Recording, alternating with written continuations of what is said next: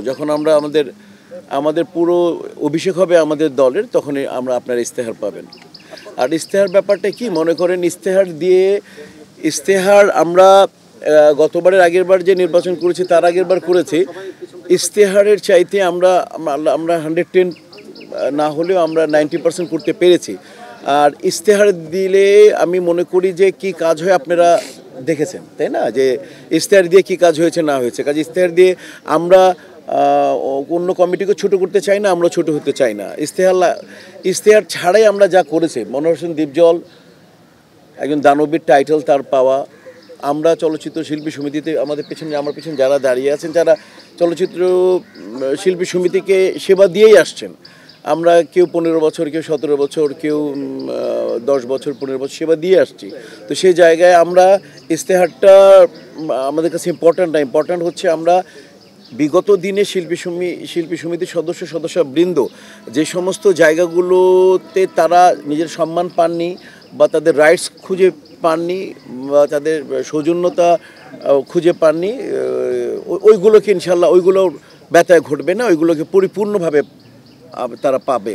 তাদের সম্মান, তাদের মোটামুটি সেবা নিশ্চিত করা, তাদের মানে প্রত্যেক বড় বড় ফেস্টিভ্যালে যেমন ঈদ, বকরিদ, বড়দিন, পুজো, এগুলোতে ইনশাল্লাহ ভাতা প্রদান করা, এবং স্পেশালি আমাদের 2-3টা যে পিকনিক হয় খুব সুস্থ সুন্দরভাবে পিকনিক আদায় করা।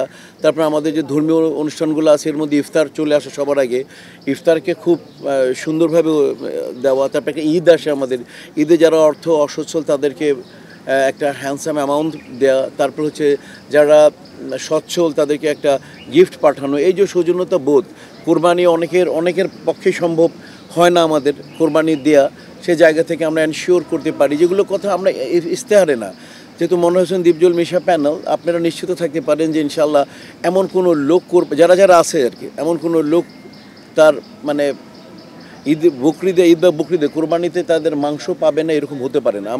আপনারা দেখেছেন, আমরা নজির রেখেছি, 500-550 শিল্পীর বাসায় আমরা গিফট পাঠিয়ে দিয়েছি। এটা একটা গিফট আর কি, এটা মাংস হোক বা গিফট বক্স হোক বা ঈদ ভাতা হোক বা সম্মানসূচক যেটা হোক, গিফট ভাউচার হোক, সেটা আমরা চেষ্টা করেছি। এবং আমরা আরও কী করেছি আপনারা জানেন, যে আমরা কল্যাণ ট্রাস্ট আমরা করেছিলাম, আরও অনেক কিছু, সেটা না বলি আপনারা জানেন অনেক কিছু, যে কল্যাণ ট্রাস্ট আমরা করেছিলাম বিগত 2 বছরে। কল্যাণ ট্রাস্টের কোনো আমাদের আমলে এই মানে দীপজল সাহেব, বিশাল সওদাগর প্যানেল ছিল, তখনই আমরা কিন্তু কল্যাণ ট্রাস্ট করেছিলাম প্রধানমন্ত্রীর কাছ থেকে আমরা।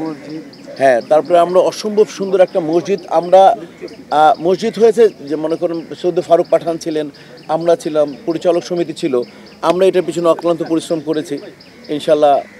আরেকজন সনি নামে একটা ছেলে যথেষ্ট খেটেছে, সনি, ও করেছে, ও ছিল মাঝখানে। মোল্লা ভাইকে স্মরণ করি আজকে, মোল্লা ভাইকে মনে করি, যে মোল্লা কাদের সাহেব, উনি আমাদের এই মসজিদ করে দিয়েছেন। তো এগুলো আমাদের আমলে হয়েছে। আর আরও অনেক কিছু নিয়মের ব্যতে ঘটেছে, আপনারা জানেন যে এরকম ছিল না। আমরা চেষ্টা করেছি এত কোনো অনিয়ম না হোক, এবং আমরা বরাবরই ছিলাম যে সংবিধানকে সমুন্নত রাখা।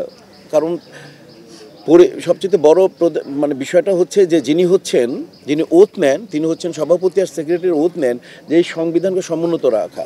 তো আমরা ইনশাল্লাহ সেটা চেষ্টা করেছিলাম, এবং সেটার ব্যত্যয় ঘটেনি, আপনারা ওইরকম কোনো কিছু পাননি। আর এটার কি এখনকার কি কমিটি ব্যত্যয় ঘটিয়েছে সেটা আপনারা জানেন, এটা আমরা কখনোই সমালোচনা করব না, আপনারা জানেন। তো যদি সেটা হয়ে থাকে সেটা আপনারা জানেন, বাট আমরা শুধু বলতে চাই আমরা নিয়মের ব্যত্যয় ঘটাবো না ইনশাআল্লাহ। আমাদের ধরেন 570 জন শিল্পী আছে, বেসিক্যালি 575, তারপর সহযোগী আছে, সহযোগী নিয়ে যদি করি 700-800 শিল্পী আমাদের হয়। এখন আপনি আবাসন যদি বলেন এটা কি পসিবল, এটা পসিবল না যে ফ্ল্যাট দেওয়া হবে, এটা মিথ্যা কথা বলা হবে।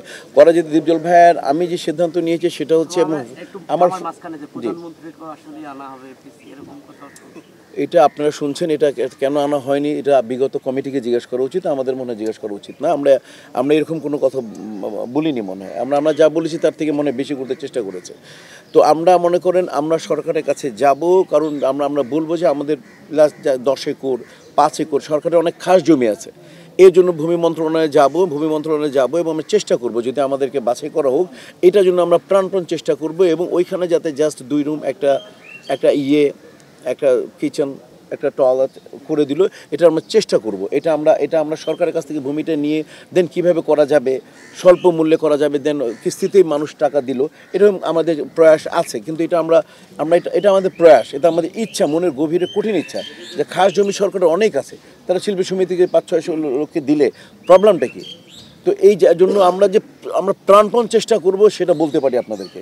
কাজে এটা ইশতেহারের একটা অংশ, যেহেতু আজকে আমরা অফিসিয়াল ইশতেহার দিই নাই সেই জায়গা থেকে, কাজে এটা অফিসিয়ালি নেবেন না। বাট এটা আমাদের এরকম আরও আমাদের অনেক চিন্তা আছে, সেটা আমরা যদি ইশতেহার দিই তাহলে আপনারা শুনবেন, আর যদি ইশতেহার না দিই মুখে আমরা যেদিন অভিষেক করবো সেদিন আপনারা শুনে যাবেন। ইফতার হচ্ছে সিয়াম সাধনার মাস, ইফতার নিয়ে মনে হয় কোনো কথা বলে নেই, কেউ বলবেও না, তাই না? ইফতার তো করতেই পারে। আর দীপজল সাহেব মনে হয় এমনি তো উনি ওইখানেও তো সবসময় আয়োজন করেন, ওনার ওইখানে আয়োজন চলতেছে তারপরে উনি আয়োজন, আর এইবার তো উনি একটা উছিল আর কি। আমরা যখন আপনারা দেখবেন, আমরা যখন এই রমজান প্রথম পড়লো, আমাদের রমজানের পরপরই আমাদের নির্বাচন পড়লো, আমরা কিন্তু সবাই দুই পক্ষ বসে কিন্তু বরাবরই আমরা কিন্তু খাওয়া দাওয়া করি, আপনারা দেখেছেন রাইট?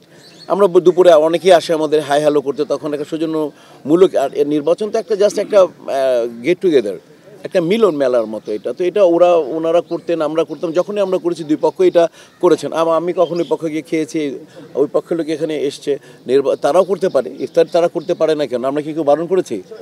কাজ হচ্ছে আমরা কাউকে, আমি বারবার আমাদের প্যানেলে কেউ বদনাম করেছে? যারা আমাদের মোটামুটি আপনারা গেস করতে পারছেন যে এটা দাঁড়াবে, উনি দাঁড়াবে, দীপজল ভাই কারো বদনাম করেছে? একটু বলতে হয়, বলেছে? আমি বলেছি কারোর কথা?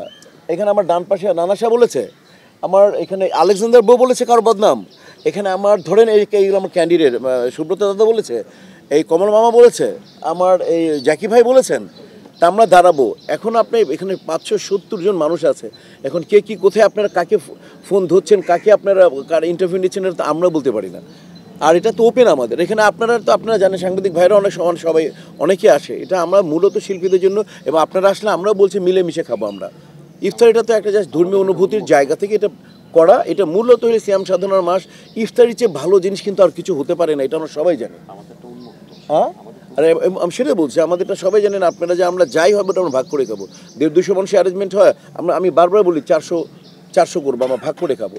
তো ইনশাআল্লাহ মহান মানে তাবিয়াতে এটা খুব ভালোভাবে যাচ্ছে, যথেষ্ট সুনাম কুড়িয়েছে। এটা কখনো আমরা কারো বদনাম করিনি, এবং আমরা তো কাউকে বলিও না যে আপনারা করবেন না, আপনারা অবশ্যই করেন। শিল্পী সমিতি তো হচ্ছে নিয়ম অনুযায়ী কিন্তু শিল্পী সমিতিতে এখন তো মানে শিল্পী সমিতি যখন চলে যায় কমিশনের কাছে, তখন সব কিছু খরচ উনি করবে। এখানেও তো একটা মনে হয় ইফতার হচ্ছে, তো আমরা তো এটা নিয়ে কথা বলিনি।